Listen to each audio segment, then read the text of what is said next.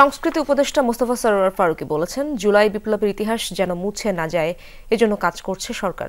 আন্দোলনের সময়কার ভিডিও কারো কাছে থাকলে তা সংরক্ষণ করা হবে বলে জানান উপদেষ্টা মোস্তফা সরোয়ার।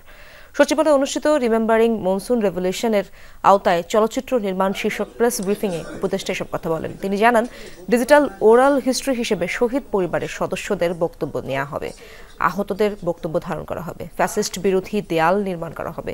ফারুকী জানান, জুলাই বিপ্লবকে ধারণ করতে 8টি মাঝারি দৈর্ঘ্যের চলচ্চিত্র নির্মাণ করা হবে। এজন্য 8 পরিচালককে নির্বাচিত করা হয়েছে।